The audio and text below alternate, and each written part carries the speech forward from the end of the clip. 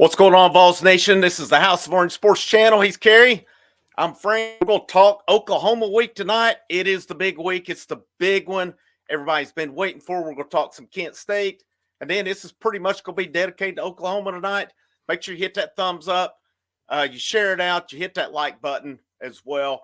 And thank you guys so much for taking time out of your Monday night to join us. But, Kerry, how's it going, man? Pretty good. Week's officially done homework-wise. I had a 11-page paper I wrote today, so got that out of the way. Took about 6-7 hours, but I grinded through that so I can enjoy the rest of the week. All right. Rock and roll. Got it out of the way early and Had often. to. So that's instead of waiting until the last minute on it. So learned a Yep. lot. It's not due till Thursday, too, and I already got it done. Man, that's always the best, getting them done. Mhm. Hey, I didn't do it often, but when I did, it's like, man, I got 3 days, so this thing's got to be in. But so let's get into Kent State. You were there Saturday Yep. night. What was the atmosphere like? You know, what did you see live? Anything that stood out? We'll talk first half, and then I'm curious about some second half thoughts, just some guys you saw there as well. But overall atmosphere, overall environment, how was everything I Saturday thought it in was I Knoxville? thought it was great. First night game experience of the season. They rolled out everything they could. I thought it was an awesome environment. You couldn't have asked for better weather. It was a little windy. I was concerned about the wind going into the game. Hat about flew off a couple times because it was whipping. Overall, great. Flyover was awesome. I don't know if you saw the video of it. I don't know what the plane was called. It was huge. Like, it was absolutely massive. That gave me chills personally. That was a really awesome experience. Everybody was there. There was no empty spots in the stadium except of course the rich people on the home side. But those seats will always be half empty. It was just great. It was loud. We were over 120 decibels at multiple points in the first quarter. We were sitting over 110. I thought there was some great music choices. War Pigs played before the game. Down with the Sickness a lot of times on third down, and then the I second heard that half one. I was they surprised had by that. yeah, that one that was I was like, am I hearing that right? And Mm-hmm. it was, and they did it like 3 times I think, and then they turned off the lights and then turned on Kickstart My Heart to start the second half. So it was an Oh, that's a awesome pretty good one. environment. What is the connection with Joker and the Thief on the kickoff? I don't know. I mean, they've been doing it now since Butch Jones was here, so That's what I'm I not was sure. thinking. Yeah. So yeah, that one's been going for a while, and I kind of laugh at it because I always think of The Hangover when Oh they yeah. play that. But yeah, I've never understood that connection. But yeah, it sounded like they had some pretty good stuff rocking the other night. You said it sounded on TV like it was very loud, and It was loud. I Yeah. kind of wondered because with Kent State, I think everybody expected a beatdown. It was a beatdown, but still, yet a lot of times those type games, the crowd's just they're happy and it seemed like it sounded like an Yeah. SEC game. It did. And The way they were into it. one of the factors into that is the new speakers they put in. Those new speakers they put in, those things are deafening. It can be hard to hear before the game, before there's any crowd noise, just because of the sound of straight coming out of the speakers. I mean, first game I had issues talking to my friend right next to me, and we were an hour before kickoff just because the speakers are that loud. They're all new, so it's a pretty awesome experience right now. That's pretty cool, and I can't wait to see what it's going to be like for Florida, Alabama, Oh, especially if this team's still oh undefeated yeah. at that point. It'll be off charts, especially because it's still Florida. No matter what their record is coming in, I think Neyland Stadium's going to be they're going to be tasting blood. They're going to be tasting blood for it. But just another night of unbelievable what they did. I know it's Kent State. People, and throughout the weekend in chat, in the comments and stuff have stated it. How many times over the years, though, especially prior to Josh Heupel, were those games a struggle? I mean, heck, Austin Peay last year was a struggle. Oh yeah, that one was awful. The fact that Kent State and Chattanooga, those games were pretty much over within minutes. Hmm. What if anything specifically stood out to you against Kent State on Saturday night? Nothing. I wouldn't say nothing necessarily stood out to me. I said last week 35-0 in the first quarter, and that's pretty much what they did. They scored 37. I didn't expect 65 in the first half. That's what stood out. I didn't expect them to do that as well in the second quarter. I thought they'd lay off of it, but nothing. I mean, we all knew that Kent State was like a JV high school team. So nothing like truly shocked me, but it was still crazy looking up with a minute left until halftime, and we've got 65 on the board. That was crazy. That was crazy. And the fact that they pulled, I know Nico was out. I'm pretty sure Sampson was out Yeah. well within, the second quarter. I was glad they got Nico out. There was a couple of hits he took. I was like, I don't know. Here if we need to be taking that hits at this point. Heupel got him out, which I think was a good thing. I mean, to me, it just, man, I wish Peyton Lewis would have gotten one more yard. They had 3 over 100 on the night. But the fact that they're playing guys I've never even heard of. Yep. And I know most of the I even know a decent bit of the walk-ons, but it was down to guys I'd never heard of, and that's a pretty good night when it happens. And apparently Tennessee offered to shorten the game up, and Kent State declined. I mean, I respect it. I'd probably be the same way. It'd be like, hey, I come to play football. If you're gonna put 100 on me, put 100 on me. But I'm not quitting or shortening the game. No, I thought that was crazy when I saw that at halftime. I was like, no surrender Cobra for them. No, and their center, it seemed to me like their center was scared to death. He was. He's going to have nightmares about that performance. 3 snaps over the head. Based on first half, based on starters, who did you think stood out? Anybody, maybe people, or maybe something you saw live that people didn't see on TV? I feel like Brazel, he played really good. He had that touchdown catch, but I felt like he got a lot of separation throughout the first quarter and then the second quarter, of course. I don't think there was really anybody that went necessarily under the radar, just considering Dylan Sampson's like the only person you could say like really had a great game for the first portion of the game, considering he scored 4 touchdowns. Starter wise, because they were all out by the second quarter. Basically, everyone was out, and I can't, from where my seat was, I couldn't analyze the offensive line that well. I will say I don't think Squirrel played that well. He's still, I don't know what's up with him. I don't think he's found the end zone yet this season. So something's going to be fixed there. Nico looked. I think Nico, he didn't really like playing against someone at that level of competition. He kind of looked off at times, just considering he knew it was a blowout. I feel like he's going to perform his best whenever it's a close game, and he's got full control of the offense and full control of the game. So none of the starters necessarily stood out to me, just considering the fact they're all rotated out by the second quarter. I thought Pierce was dominant, and he had nothing to show for it. He had 3 quarterback hurries, but it seemed to me like they were either going away from him. I don't know, where else. What else? I know they held him once to keep from it. Yeah. I think Pierce this week.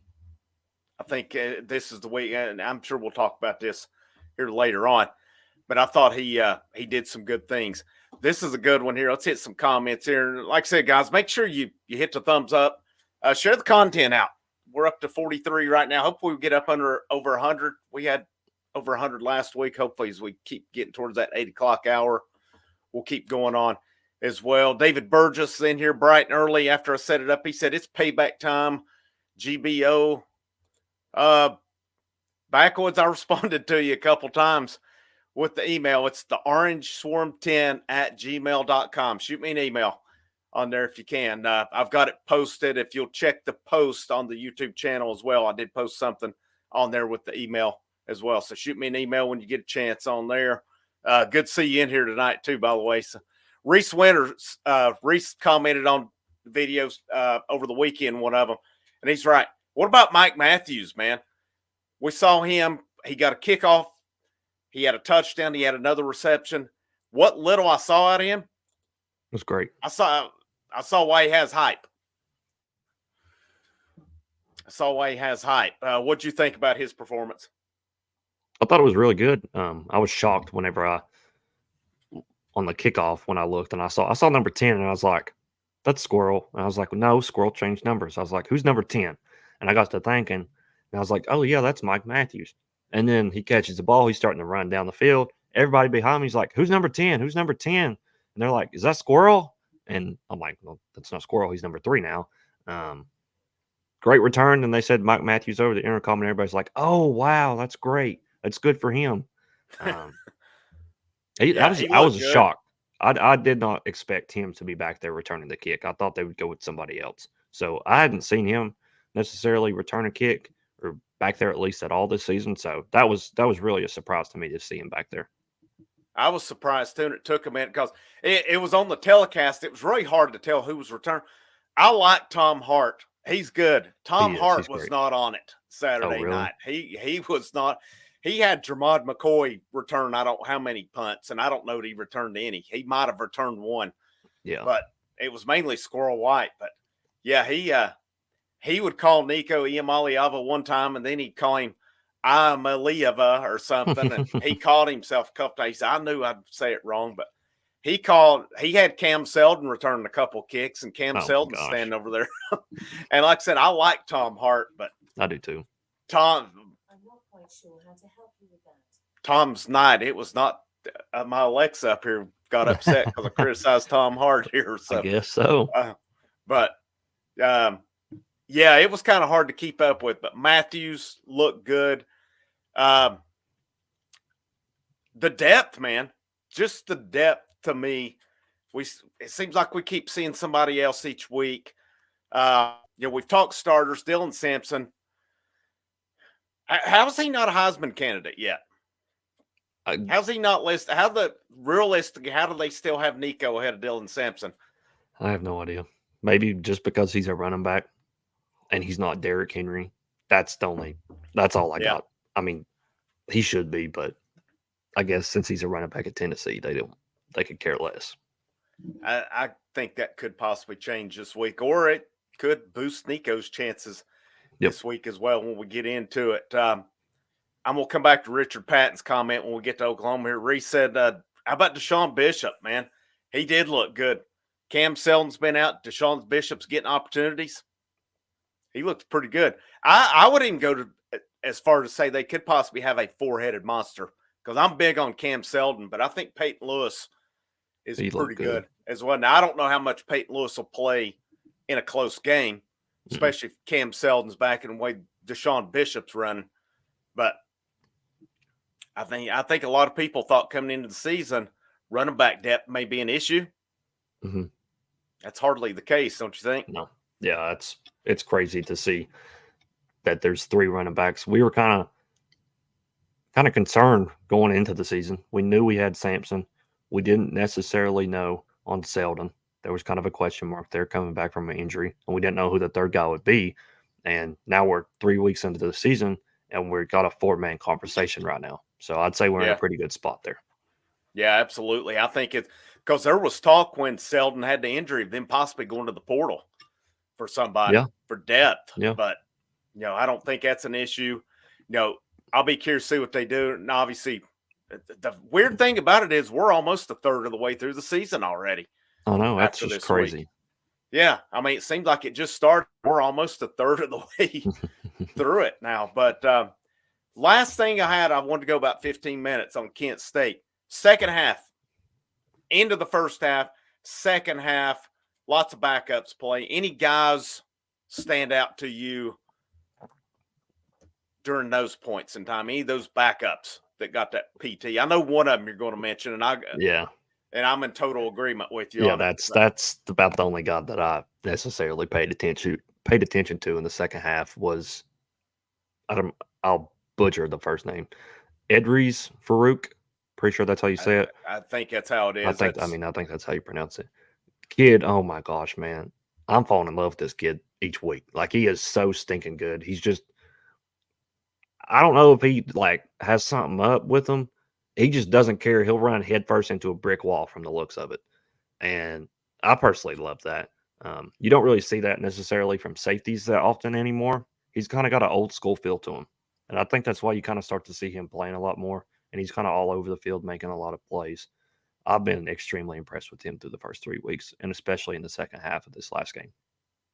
That style that he plays, and I'm not saying he's like these guys, but Yeah. there's a dude that plays in the secondary now for Tennessee whose dad played a lot like that. Rodney Harrison, Christian Harrison's dad, was a bad dude when he played. I mean, your Ronnie Lott's guys that would just knock the absolute crap out of you.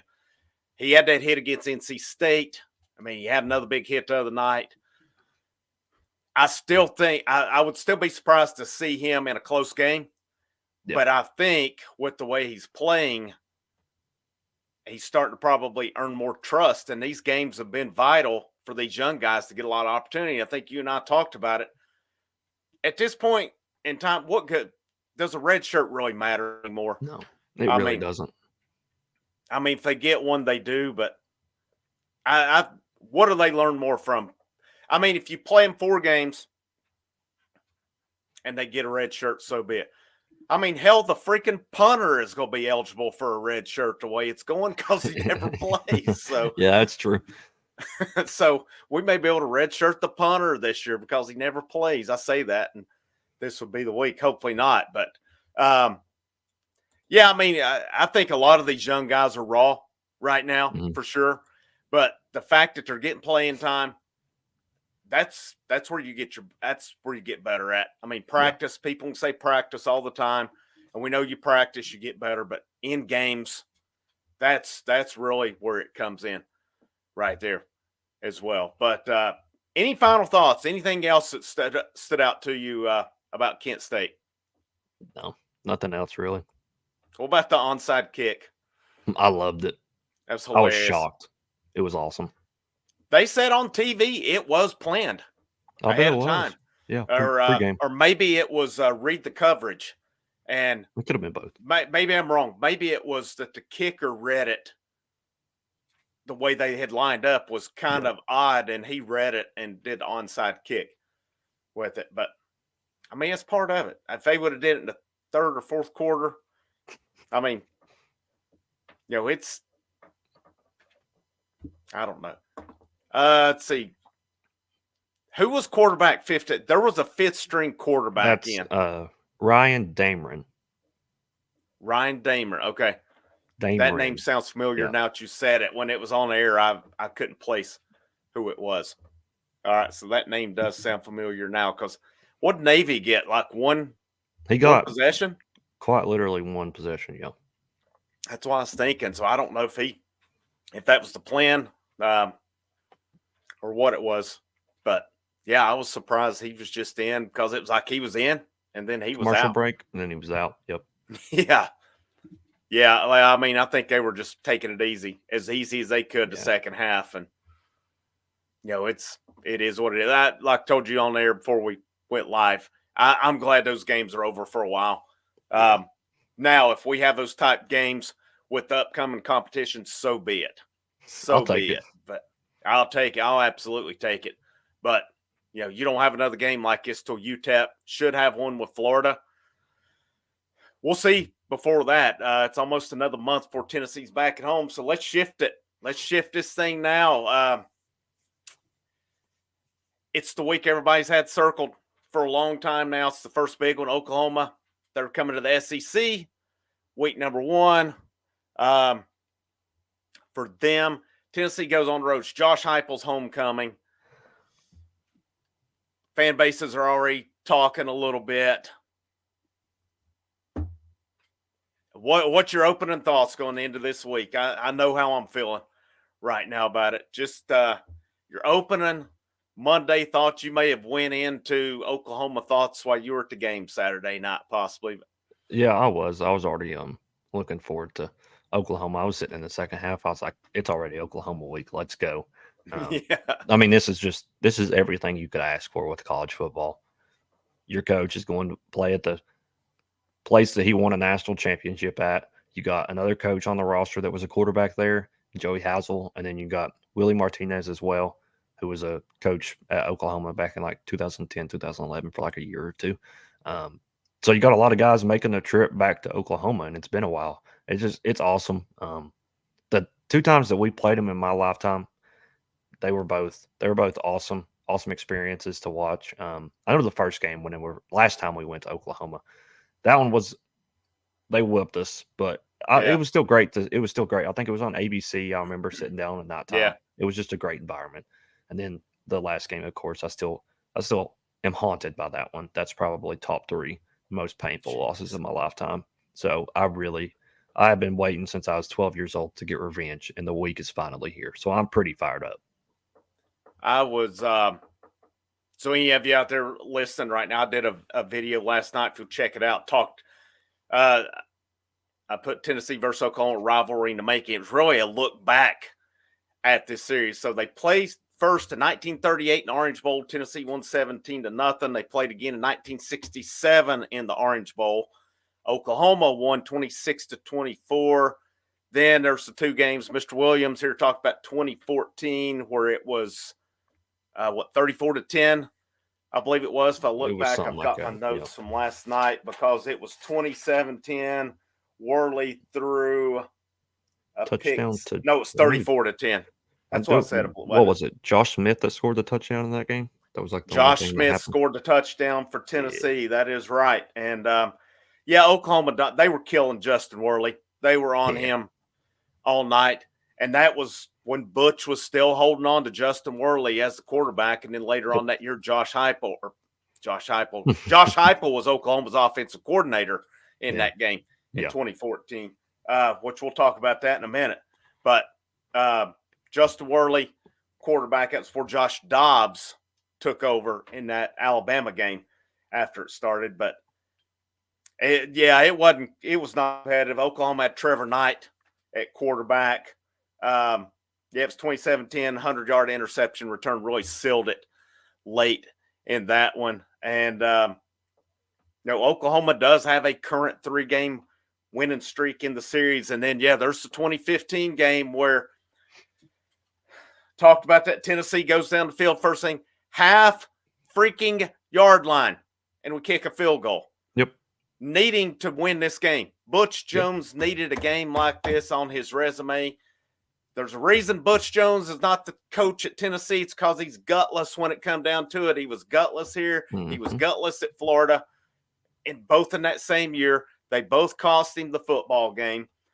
And it comes back to bite him later on. When Oklahoma went back, tied it with 40 seconds left in the game. That's when Baker Mayfield was there.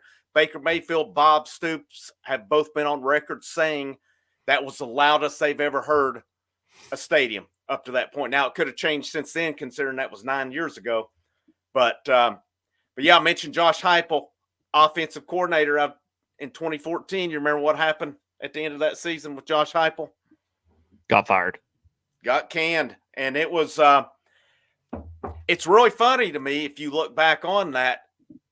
And I think I was reading about his offense still was averaging like 36.5 points a game, but the defense, ranked close to 60th in the nation yet. One article I read said he was more or less the scapegoat, him and Jay Norvell. And I can't remember where Jay Norvell is now, but I know I've heard his name more around. And Lincoln Riley come in. Isn't he Colorado State's coach? It may be. That name sounds familiar. So that was the 2 scapegoats in it. Who's to say where things could have went if Josh Heupel's not let go, Bob Stoops, because it kind of makes me wonder. Yep, there it is. Colorado State head coach. Thank you, guys. Good call on that one. So if Heupel had not been let go, could he have been Stoops' heir apparent then? Man, how things would be changed for Tennessee now, because if Heupel's at Oklahoma, he's not leaving there. No. Lincoln Riley left because he was scared of the SEC. Yeah. That's a pretty well-known fact. But, 9 years in the making. Tennessee fans want revenge. What do you think Josh Heupel's thought process is going into this football game? He's happy. He is a very happy man this week, especially since if he needed to get any more bulletin board material going into this game, if he had forgot about his relationship with Bob Stoops by some miracle. He got on Twitter last night and he saw Bob Stoops spell his last name wrong. So, I mean, you just can't do that, in my opinion. That's like one of the biggest forms of disrespect, in my opinion, is spelling somebody's name wrong when you like are really close to them. So Josh Heupel, he's got to be fired up. You saw him in the press conference today. He looked pretty loose, pretty relaxed. He know he's about to go get his revenge.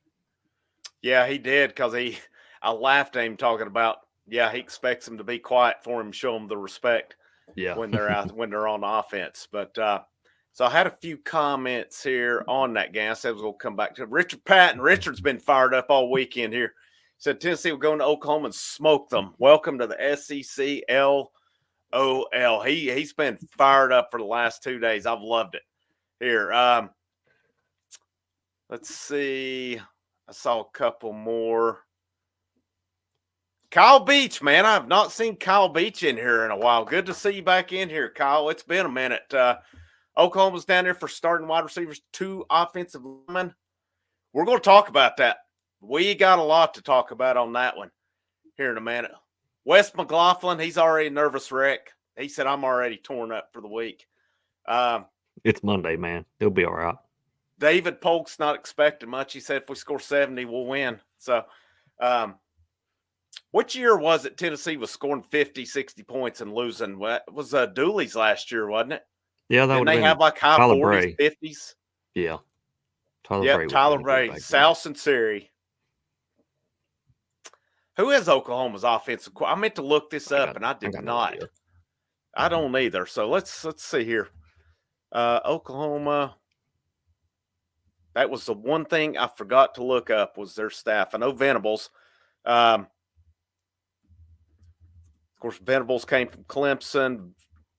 Venables played at K-State. He's coached at Oklahoma, though. Let's see. You got Venables head coach, Zach Alley, co-defensive coordinator, Todd Bates, co-defensive coordinator. Joe John Finley. I hadn't heard that name in a while. Co-offensive coordinator, tight ends, Emmett Jones, passing game, Seth Luttrell. Okay, I remember that name. DeMarco Murray, the running backs coach. How about that? I did not realize that either. Yeah, that was a pretty big hire for them. Didn't he play at Oklahoma? He did. Yeah, and then of course he was pretty good for the Cowboys for a while too. And the Titans. Oh yeah, that's right. Let's see here. I get in some of this reset. I watched all Oklahoma's game against Tulane. If there are D-line plays like they did against NC State, their quarterback should be running for his life the whole game right into it. All right, so let's get into some advantages here. Some of the guys have provided a pretty good – well, let me hit the comments, and then we'll get us into that. Tony Moser said, this defense is good as most think. Oklahoma should not score more than 17. I'm going to come back to that one as well here in a minute. Coach Hike, 12-0, and he holds a team under 20. That's pretty good. Yeah, this was interesting. Lincoln Riley was brought in basically to do what Heupel did. But Heupel, I've read an interview after that where he said, thank God it happened. He said, because it allowed me to get out and do what I needed to do on it. So I get it. I get where he's coming from on that. Oh, man, I hope your relative's doing better, Kyle. And like I said, good to see you back in here, man. We missed having you in here for sure.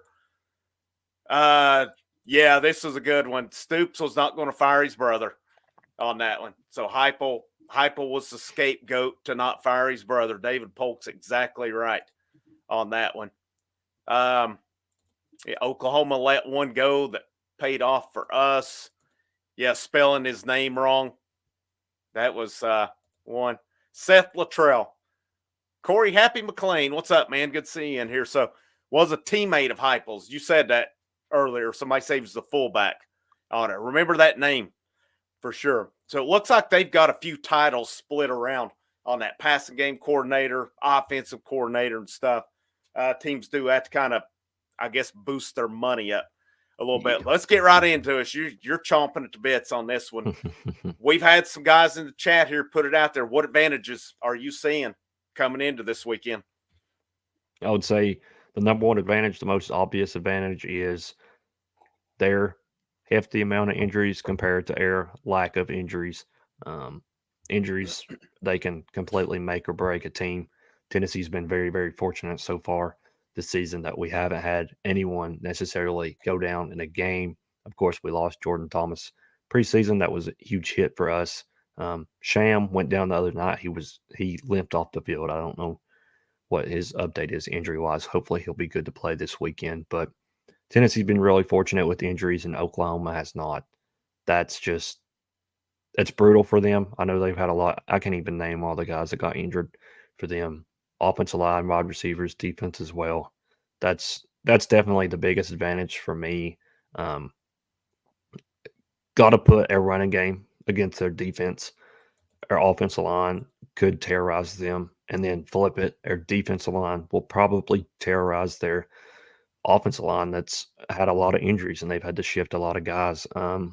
I think you can honestly compare it to last year when Tennessee went down to Florida, how we had a missing spot in center in Cooper Mays that affected the entire offensive line, and we paid the price that game because of that. And I'm really hoping that that's kind of how that goes this Saturday. That Oklahoma, they're missing some guys on the offensive line, and because of that, they pay the price and they just get dominated. Couple of these comments there. This is my segue here as well. Number one Yeah. advantage, defensive line against their offensive line. I was watching Tulane highlights and go back to a few of these, a couple more comments. Some people said they saw it. I was watching some of them last night. Man, Jackson Arnold was on the run a lot. And Scrambling. there was nothing I saw that was downfield. Everything was dump offs. And like I said, it reminded me of Florida last year, the game plan they ran. So how does Tennessee come out of the gates? Do they come out to defend that? They rarely ever come out aggressive on defense. They normally get aggressive as the game goes on. So are they going to sit back and let them pick them apart with that? Because that's kind of been a thing we've been concerned about before on it. Where was it at here? Here we go. Here, if this is back to Reese Winter's comments about Tulane. If that's what their offensive line is, Yeah, good luck. it's going to be a long night. Now, you and I talked about it a little bit. Arnold will escape at some point. He will. He'll escape at some point on it. But they're down wide receivers, they're down offensive linemen. This is not the defense to be down those positions at. And the running game, do you know who their leading rusher is at this point? Jackson Arnold. Jackson Arnold. And hell, he had 97 last week. He's only got I haven't put 159 on the year. So up to that point, I mean, they've not exactly been playing world beaters. Nope. Tulane, Houston, Temple, I don't know where they're at in the grand scheme of things. There were people picking Tulane to play them tough. But, man, Tulane was in that game in the fourth quarter. They were. On Saturday. And they went down. They were driving to take the lead, and I thought their quarterback made a big mistake. And he run back, and he ended up fumbling the football. Oklahoma went down, and they got away from them. But I've had Oklahoma people come in on comment, a couple, and they said they think Tennessee will win, but they expect it to be low scoring. I don't think you're holding this Tennessee team down. You're not holding us. I just don't 30. do it. What's that? You're not holding us under 30. It's just not happening. There's no doubt in my mind we score any less than 30 points. Yeah, I mean, I'm not sure what you're going to have to elaborate. I'm not. Yeah. I mean, I've seen some Oklahoma. I've not been impressed with them, but no, we're talking about in the past. We're talking about the past game plans. I mean, NC State game, I was at that game. NC State was driving, and then Tennessee's defense shut them down. We're talking about Florida last year where they set back and Florida went down the field. We're talking about some of these past games where they've done that. They've really not played the competition other than NC State, who got across the 50 till Tennessee shut them down. But, yeah, we're talking more past because I'm still – there's a part of me still in see it mode on the road at night, what we bring on it. I think our defense comes to play, but, I mean, there's a little bit of me, I still got to see it. I've Yep. still got to see it against this type of competition and at night. Um, but I mean, to me, with Arnold being their leading rusher, that's not a good recipe for success for them. I think he's going to be very sore on He will. Sunday. Yep. And I go back to the thing you said it last week when we were talking NC State. And you made the comment. You said, I can't remember verbatim what it was, but you basically said, the thing for NC State is Tennessee's front four. They come out. Here comes four more guys in, and they really don't lose much. And then here these four guys Yep. go in. Here's a third string comes in. And Yep. I mean, there's definitely top end on that line. Yeah. But Oklahoma finds out real quick because Garner's going to rotate heavily to begin. Especially a road game. That's going to be a rude awakening for them when three strings worth of guys come in and punch them in the mouth. Yeah. They haven't seen that before. No, they haven't. And, that's a big advantage for me, obviously, is that defensive line. Now, will we see our secondary get tested? That's still going to be interesting to see.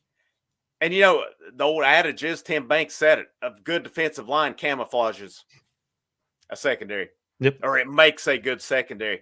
I mean, this secondary was probably as bad the last few years because they just couldn't get the pressure. Now that they're getting the pressure, these look pretty good. Let's see here. Austin Price said they've been playing loud noise all off season just to get ready.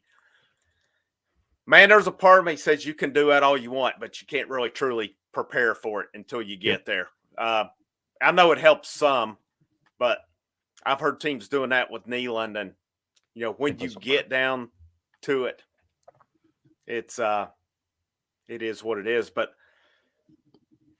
offensively, have you seen any advantages you think offensively? I would say just their rushing game. I feel like that's an advantage over any team at this point. You got to protect so much with the pass like you had to in 2022, where you can run the ball a little bit easier. It takes a lot of stress off the running game, and the running game this year compared to 2022 is 2 times as better. And then you can combine that with the passing game. This offense just is an all-around beast. That's a force to be reckoned with. Yeah, I was trying to see what Oklahoma's given up defensively. ESPN's just got offensive stats on here. How about Sooner Sports? I bet they got them. I think so too as well. And I was watching some last night, especially some of the Tulane highlights. And to me, they brought a lot of people, and they're going to try to mess with Nico. I don't think there's any doubt about that. You have to. But I think you mentioned this earlier, or I know you mentioned this earlier, though. He gets to play his game this week. He does. The key for me is this offensive line giving them time. This is a good defense. They're they're plus 9 on turnovers. They have 10 turnovers on the season that they forced. They can get to the quarterback. They've got 11 sacks on the season. We know one guy on that line, DeJoun Terry, who plays for them now. But they do blitz a lot. So when that happens, how do you think Tennessee counters? I've already got this in mind, how I think they go. Tight ends. 12. They block with their tight ends, and then they did that against NC State too. 12 personnel, and then blocked with the tight ends. Hopefully the same outcome doesn't happen as it did against NC State when you saw the 12 personnel come in there and Nico overthrew Brew for an interception. So hopefully that doesn't happen this week. Yeah, I agree with you on that one. But, I definitely think 12 personnel is going to be a part of it. We saw some 4 wide last week too. Yep.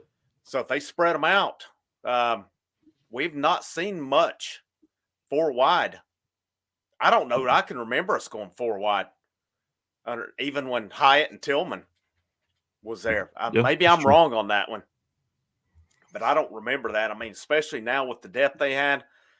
If you get Oklahoma out, some of the film I watched with them, you had some one-on-one. You talked about Brazel getting separation. There it is. Do you let Brazel get separation? Can Dante Thornton get it? Can Brew get it? Do we see more Mike Matthews this Mhm. week? I mean, Nimrod seemed to be getting a little bit of run.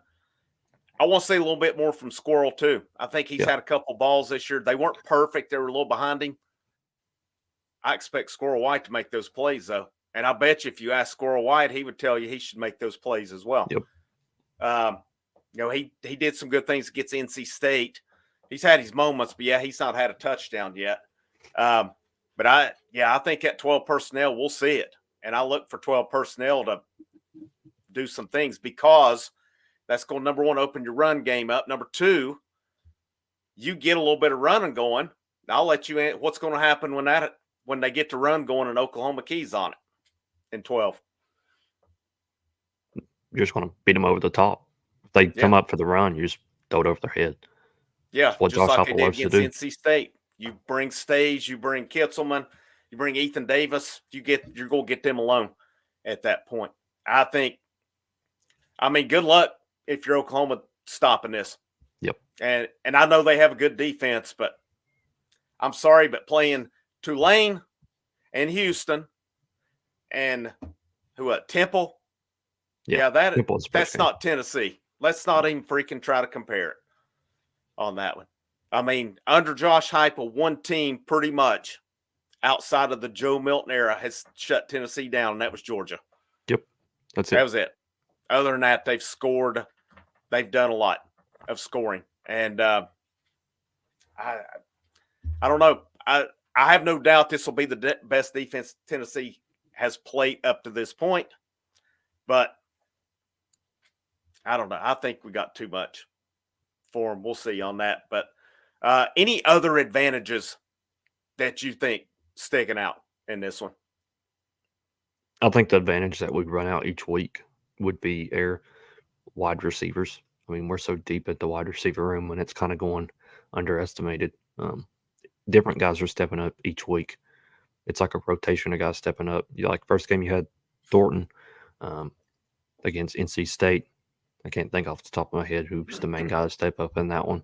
And then this Saturday night, It was Squirrel. Okay. Yeah, their receivers didn't do much, really. They didn't really have to. Tight ends that game. Yeah, they didn't really have to. And then this past week, you got Brazil. He stepped up. I mean, it's every week. It's a different guy. And when you're like 8 guys deep in the wide receiver room, especially with the Matthews kind of stepping up and get more playing time, that's an advantage against any secondary, in my opinion. Just how great all those wide receivers are, and they can start on any team, in my opinion. Any of those guys can go to any school in the SEC and compete for a starting job. Some good comments here as we go through this.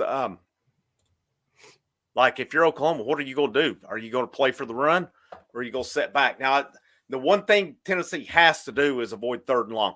Oklahoma does play back on that. So, I mean, in that regard, you probably want to try to hit Sampson or hit one of your speed guys, see what they can make out of it. But, this is kind of a pick your poison, I think. What are you going to do in this case? You start playing that run.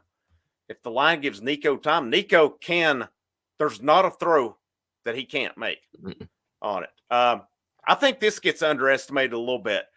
There were more NC State fans in Charlotte than there was Tennessee that night. Tennessee had a good amount of people.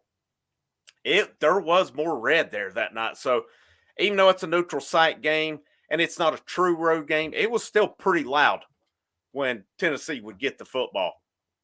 I don't know if that fully prepares you for Norman, but there was definitely some road atmosphere in that game for sure.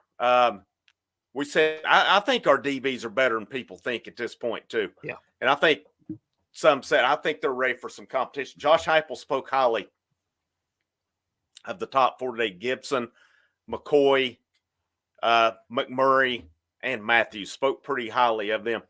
Here's another one as well. You think the microphones or the sound in the helmet's going to help with this road atmosphere? I think it will help a little bit.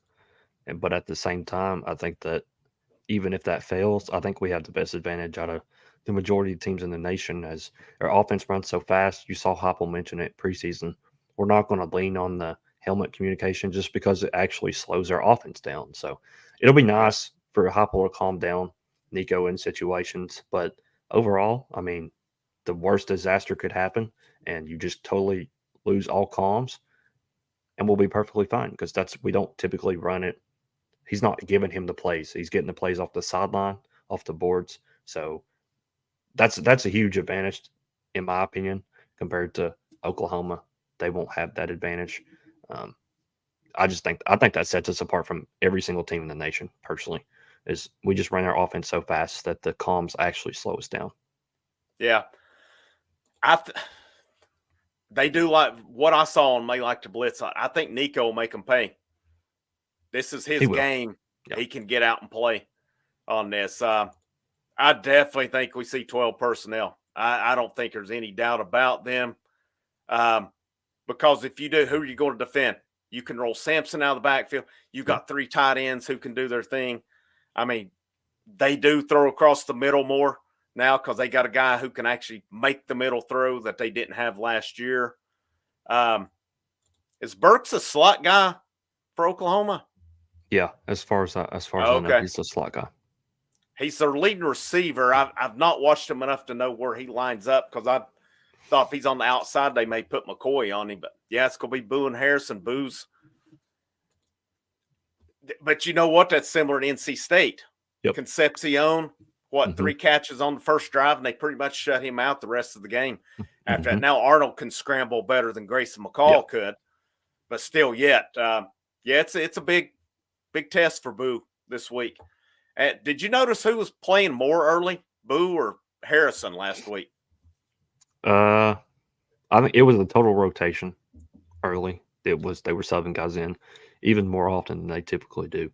But I feel like I saw Boo in there, or not Boo in there more than Christian. Okay, that's kind of what I think I've been seeing too, but not sure. I think if they go one-on-one, I think if our guys, it's going to be getting separation. But I feel like our speed. I think this is a Brew game. It is. This is one where Brew, he's going to get to play. He's not going to be limited this time. I think Brew McCoy's chomping at the bit here. I mean, we saw Brazel last week. I mean, that play was awesome. That was him beautiful. get loose. Nico hit him right on the money. Like I said, there's not a throw Nico cannot make. We've seen it at this point, and part of me wonders if he wasn't as sharp last week, but I wonder how much they weren't experimenting. He really only had about one bad read I saw. He almost threw an interception. But, yeah, it's like you mentioned earlier, hopefully it's not we go to 12 and then we're trying to hit Brew into 4 people there. Yeah. But let's see. Don't see OU keeping up with right and O-line injury. That's what a lot of people saying. That's going to be a big one. I'm going to come to that one in a minute. Oh, won't need 12 or 4 wide. I think you're going to need 12 some. I mean, unless if your offensive line can keep them from getting in there. This is a pretty stout looking defense. I will say that, but I still don't think it's one that can hold Tennessee down. I just really don't think they can. Their one linebacker. Let me find him. It was Schlussman. Is that it? Yeah, Stutzman, Danny Stutzman. Stutzman, that's it. That's it. He's their main guy right there. I mean, he can play. So good. He can play. You'll have to watch. He's not a guy that's going to get out and miss tackles or anything like that. Team, trying to see Oklahoma. Nobody wants to give freaking defense. Here we go. They're giving up 11.33 points per game. Rushing, they've given up 312 yards in 3 games. So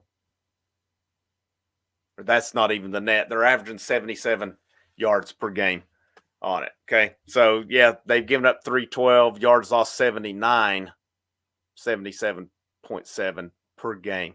I still like Tennessee's chances on that one as well. And then, these tall guys, I mean, that's where I think Brazel, Thornton, Brew, does Mike Matthews get a little bit more run? possibly. Well, I mean, it's the same reason you run 12 against NC State. It's because of blitzing. You shut it down. That's exactly why you do it. But I think they'll go 4 wide. I think we got a little taste of that last week. Let's see. Bray Staley he played this past week, did he not? Played. Yeah, he played. I don't think he had any catches or anything, but he's a guy's got a lot of potential. Was in. Okay. Let's see here. Yeah, Nico said this is going to be Nico's time. He said, "Yep, road games don't bother him. They do not bother him." Let's see here. Let's go on down. I'm trying to get caught up on everything. Frank, why do you look familiar? I can't answer that one, TriStar. Maybe his handsome face. I know handsome faces like this aren't around too often. That's about all I can think of. But it's hard to tell, man. It's hard to tell. But SEC versus Big 8, man, that's going back in time right there for sure. So, all right, we've talked advantages. What do you see disadvantages for Tennessee this weekend? First road environment of the season. I don't know. Defense. That affects the defense and the offense. So that would be the only disadvantage I can really think of. I think we match up more than well enough against every position group. So that's about the only disadvantage I could say. Let's see. I'm thinking same as you. Night games on the road. Other than Kentucky or Vanderbilt, where have we succeeded at under Heupel? That's my big thing. We talked LSU, but, I'm with you on that. When we played them at 11 o'clock? Yeah. Their 11 time. o'clock their time. I mean, both games had played. You got to give them credit on that one. But I've still got the memories 2 years ago being in Columbia for that debacle. It just hasn't went away yet. And I've still got that fear of it. And, we talked Florida last year. That seemed to me like a game. I just didn't think Florida was good. Florida beat the crap out of us pretty much. Yep. And I thought it was a bad game plan. I thought our defense looked awful. I would have benched Joe Milton in that game, and I would have turned it over to Nico and let him roll with it. They did, and they had their reasons. Would it have made a difference last year? I don't know. I don't know if it would have or not, but how much better and prepared would he be coming into this year if he'd have gotten that time also? Because he would have played at Florida, Alabama. Missouri was a pretty good environment last year. They were pretty rowdy. We'll see disadvantages too. I mean, I think our defensive line controls it. I'm confident in that defense. I guess my big thing is, can our offensive line do the job? It's a veteran line. Yeah. So, can they do the job or not is going to be my thing. Can they get separation with Oklahoma's corners? I think they can, based on what I've seen on Tulane's film. Oklahoma's pretty good against the run. Can we run on them or not? I don't know. That's the biggest thing is the road environment to me. I honestly, I just think Tennessee's a better football team. I think they're a better football team. They are. I can't see a game that happens on Saturday night, and I may be wrong. I can't see a game that happens on Saturday night where Oklahoma scores a lot of points. No. Honestly, I'll be shocked if they hold Tennessee down. And I think Josh Heupel's coming for blood. I think he's going to put his foot on their throats, and he's not going to freaking let off. He won't. I think he might let him get a little bit of air late if he gets opportunity, but it'll be over by that point, if so. Yep. Our special teams, we don't know anything about our punter. He's still on schedule to redshirt for the year. We can what about your boy Gilbert? What have you thought about him so far? He's good. He's calm, cool, and collective. He's So got a leg on him too. he does. He's got a much bigger leg than I thought he did. Yeah. Of course, Turbyfield got his patented kick out of bounds, start the game Saturday night. You cannot do that this week. Do not do No, that. No. no, you can fool around. I don't know what the purpose of it is at this point. The I way think that the was just a kickoff shank. rules are. I think that was a shank. I'll tell you what, if he comes and shanks one, I'd get him out Next. and let somebody else do it. Yeah, because they cannot afford that You can't on the no. road. You can't afford that. That's ridiculous. Yeah. I mean, especially when the guy can put it through the end zone pretty much when he wants to. X factors. Are there any X factors in this game? I got a few listed. You got a few listed? I don't know that I really do. I've got a little bit of one, but I've got a couple ways I'm going to go here. But yeah, I'm curious to see what you got on. I got a few on offense. I think the slot position for Tennessee as a whole is a huge X factor. Squirrel and Chaz Nimrod, in my opinion. It's kind of the same game plan that NC State had whenever they played us of trying to get the ball to Concepcion. I feel like that's going to be huge for Nico this week is having a reliable guy in the slot like we do with Squirrel and Chaz. So I feel like that'll be really important. I think that's an X factor. They don't have a linebackers to even come close to keep up with either of those guys. Their secondary, it's going to be hard to keep up with Squirrel. Chaz is a little bit different of a slot wide receiver, but he can still play. And then my other X factor on offense is the whole tight end room. There's not anybody on that defense other than Stutzman that can match up with those linebackers, or not linebackers, the tight ends. That's a matchup nightmare for them. I think our tight end room as a whole is that's a different beast. It's kind of what you see what you have seen with Georgia in the past, and now with Oscar Delp. Tight end room can win a lot of games for you. I think you see that on Saturday. Tight end room, it's something we lean on, run the ball with them, throw the ball to them.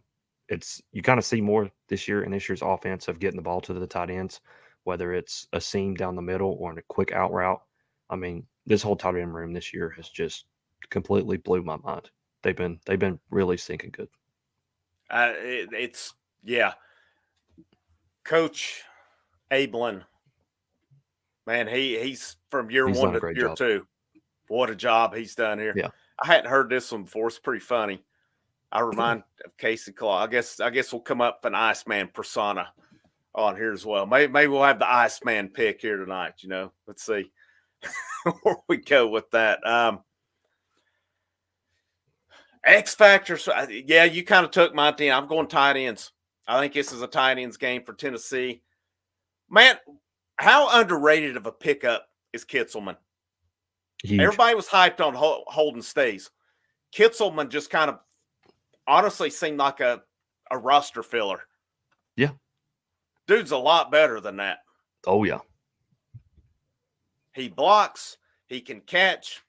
I mean, I hated it for him in Charlotte that somebody got down the field and it cost him a touchdown. I know he got the one touchdown, but he would have had two on it. It was a long touchdown, too. Yeah, I mean, this kind of surprised me, that line. I don't know what it's at today. It was 7.5. I mean, that basically tells me, because normally the road team gets a few points on those lines. So that would easily be a double-digit line. Mm-hmm. And it still may even be for the end of the week. Didn't know we had a punter.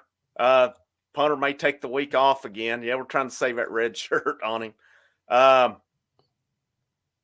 Let's see. Oh, I'm assuming this is Florida game. Yeah, we talked about not having Cooper Mays. How big was that? I'm trying to get called up here. There's Tim Bradley. What's up, Tim Bradley? Good to see you in here, man. That two tight ends. Any of the three of them, really good. I don't think you can say Sampson. I expect Sampson to do his thing. Sampson will be a bigger part. Yeah. I mean, I'm expecting for him to go off this week. I'm going to say Brew. I'm going Brew. I feel like this is a Brew game. It is. This guy, last year, broken leg, chomping at the bit to get back. I mean, they were limiting him in scrimmages in the fall. He's really kind of been limited the first 3 weeks of the season as well, just due to the blowouts. I mean, I know he played more against North Carolina State, but this is what Brew come back for right here. And I feel like when it boils down to it, Brew will be the safety blanket. And with his size, he's faster this year. He is faster. He is. And bigger. Yes. That's scary, man. If they get him out in space, some of the things they can do with him. I like that. I think James Pierce Jr., everybody finds out this week why he's considered a top 10, top 5 NFL draft pick. I think this is the week that we see it. They've not needed him the first few weeks. They said they were happy with him at NC State. And I'll tell you what, he had 3 quarterback hurry. He was in there a lot on Saturday night. Teams are going away from him. They are. But you know what? There's other guys stepping up too. Tyree West, Dominic Bailey has played really well. I mean, God mighty, there's so much talent on this line. When it's all said and done this week, on offense, on defense, who's everybody talking about?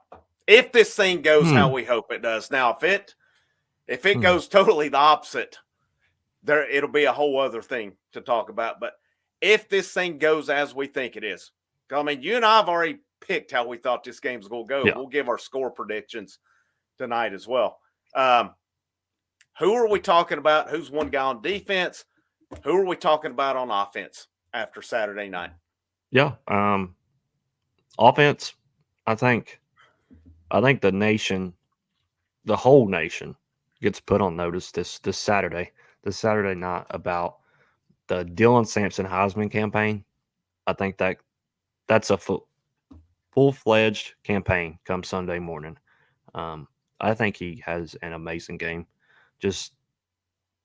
We're going to run the ball a lot this week, and you're going to be surprised. I don't think Nico will have that many pass attempts because we're running the ball so well.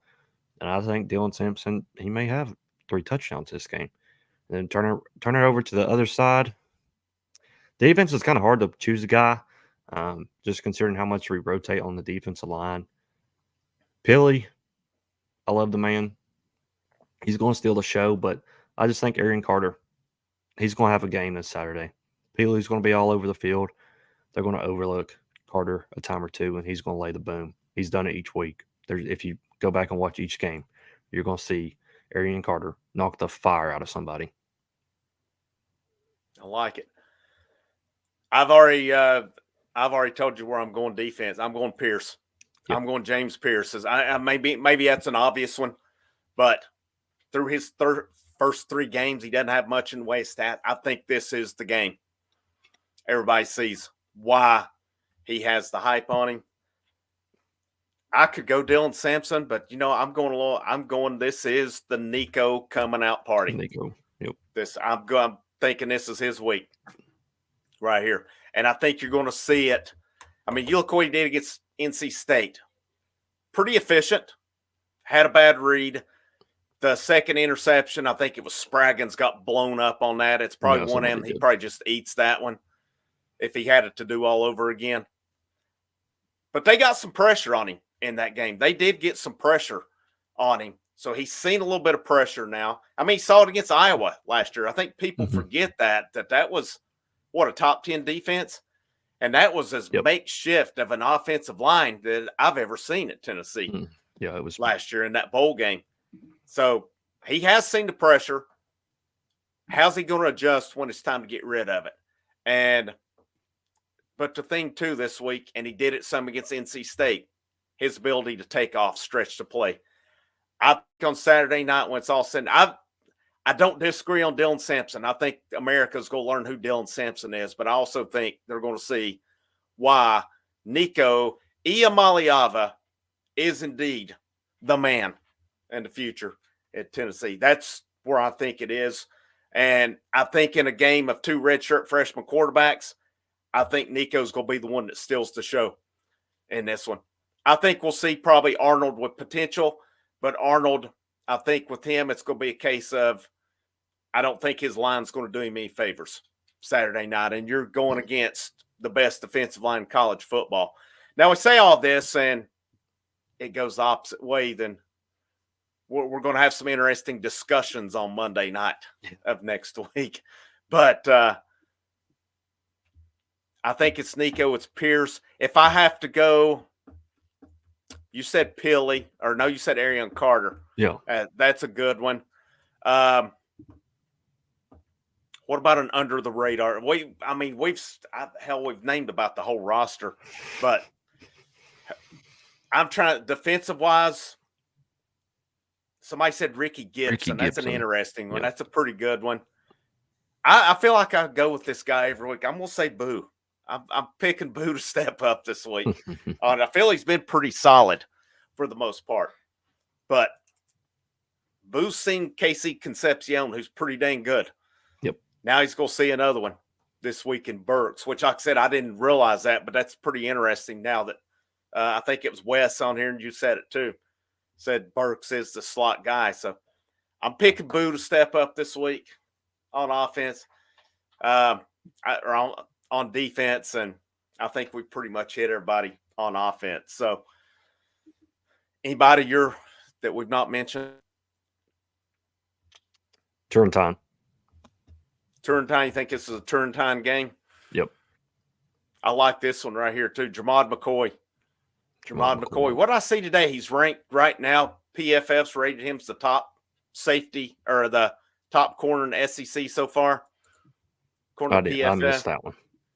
Yeah, I saw it somewhere today. PFF's, some of their stuff is pretty interesting sometimes because I'll see a guy, man, he played a good game, and then they score him as like a scrub or something. So it's, yeah, I don't know what they base it all on.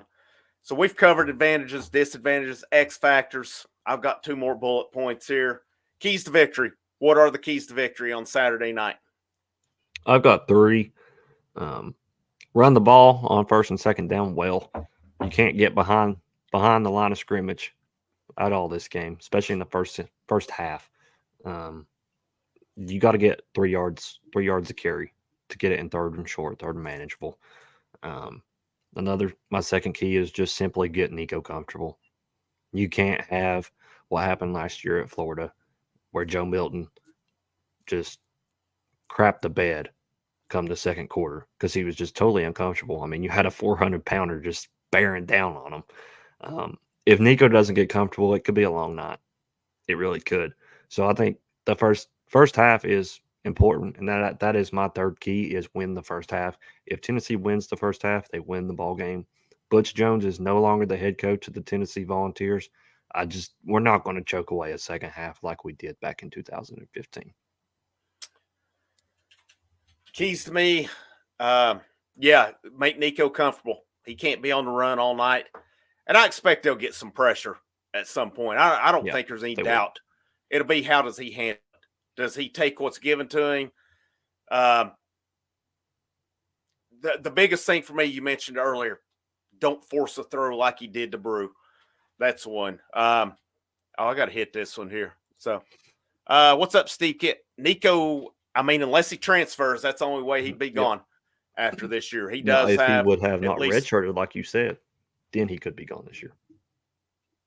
Now he has to play 3 years. Oh, you have to play 3 years? It's not like baseball? Oh, no. Okay. No. And the baseball, they can leave after 2 if they are, 21, I think it is. So normally what happens, somebody gets held back a year is what it is. So they've got Curley this year. I know they've got some of the freshmen coming in now that'll be 2-year guys and out. But, college football, you do have to play 3 years on it for sure. So, we've got him for this year and next year. And frankly, you never want your best players to leave. Tennessee's at a point, though. Let's face it. You're trying to create a quarterback factory. These guys ultimately want to get to the NFL. Yeah. To me, with Nico, I think you need the same with James Pierce this year. Yes, you want your best guys along as much as possible, but also for recruiting purposes, you want to show you're putting guys in the league and they're getting drafted high. To me, best case with Nico, he balls out this year, he balls out next year, and then he goes top 5 in the draft, possibly number 1 overall. I think that's a win-win for everybody involved because quarterbacks are going to see, hey, they're putting guys in the NFL that I want to go there. Guys are already coming there for that reason. But yeah, Pierce will be gone after this year for sure. Keys to victory to me, of course, we just talk making him comfortable on defense, though. I think it's just bearing down. It's containing Arnold in the pocket. If he's able to get out and get away from him, that's going to cause a problem. And will he at some point? Yes. They're not going to stuff him back there every single time. They're just not. But, really, I think contain that running game. If they can contain that running game, which Tennessee's normally very good at. Yep. Great at. Yeah, I mean, I've got some of it here. Coach Chops. Oh, Coach Chop. Yeah, let me see if I can find all this scribble here. Scribble, scrabble. So I'll just kind of show you guys a little bit when I get ready for these. Here's some notes. Here's some notes. Here's notes. Here's notes. So I jot a bunch of stuff down on here. I've got women's basketball stuff. I've got men's. Hell, here's our depth chart we came up with before the org chart. Yeah. Recruiting, I've got all the states of the whole roster broken down. Let me find where I'm at because I broke down the recruiting for the weekend, but it was where am I at here? Because I just did this and I need to do that part 4 of the Vols defense. I've not gotten to that one, but just basically how their defense has improved each year.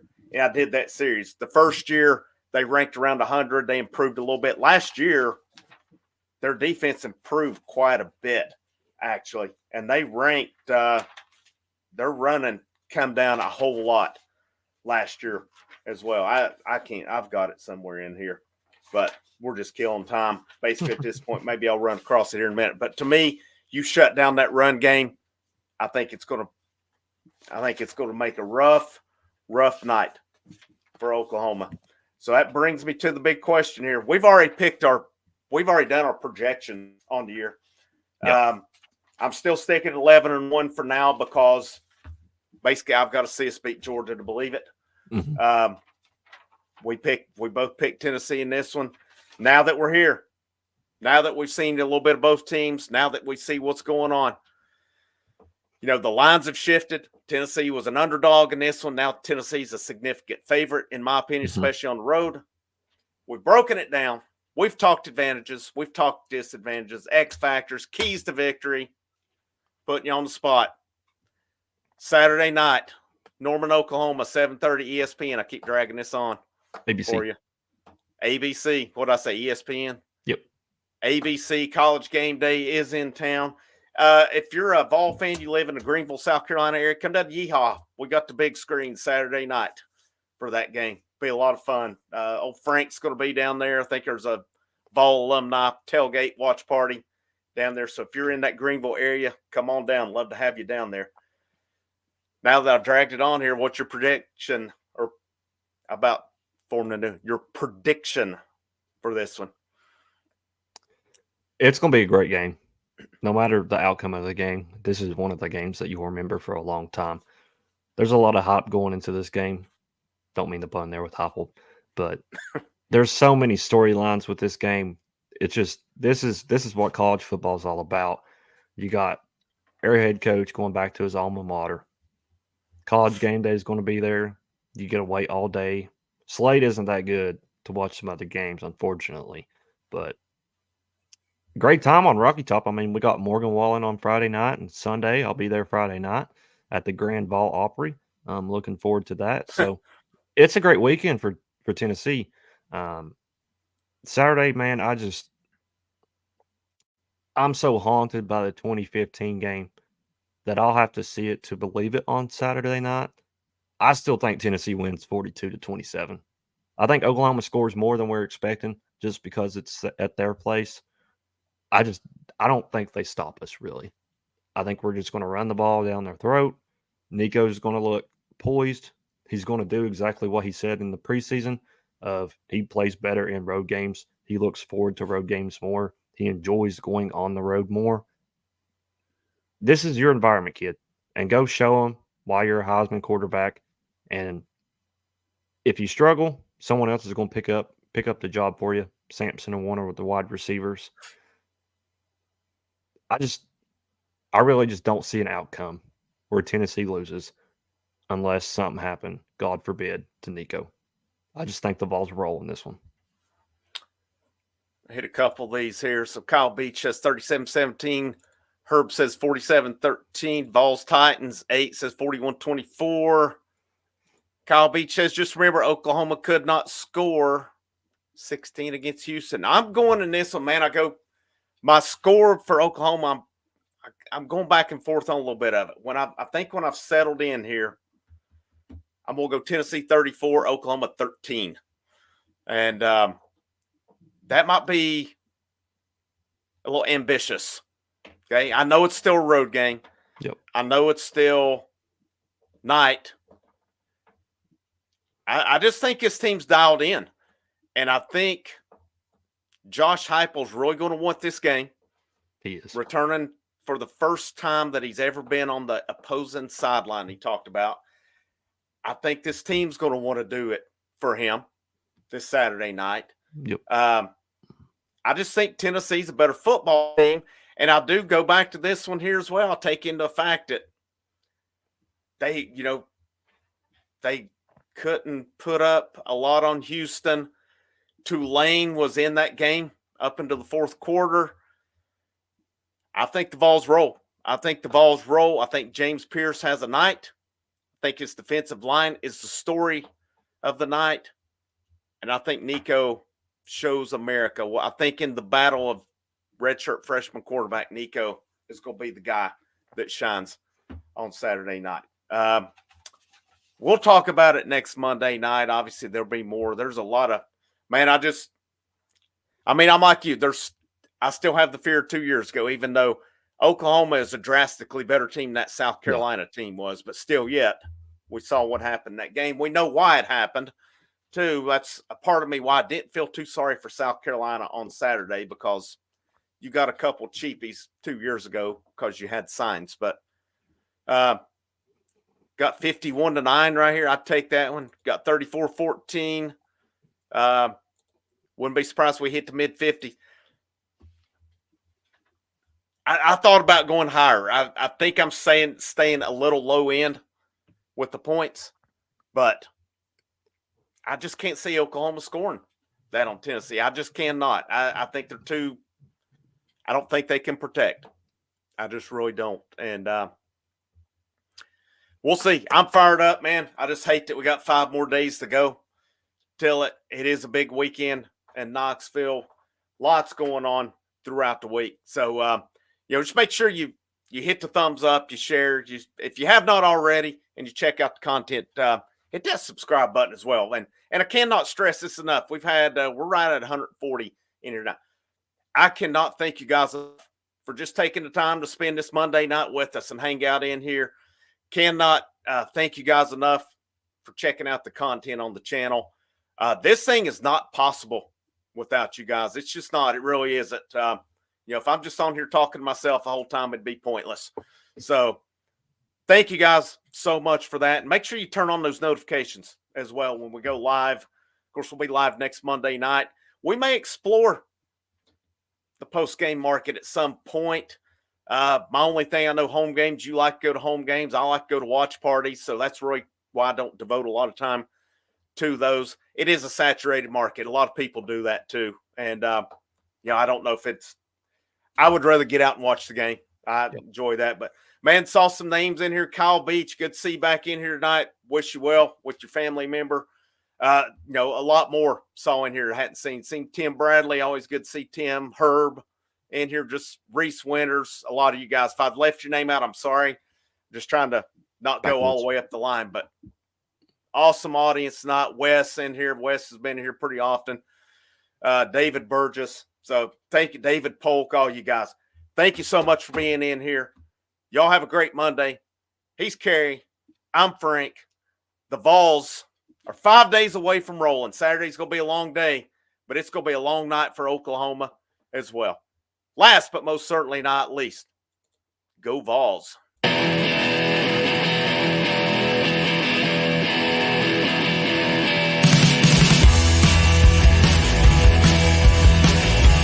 Everyone rejects me.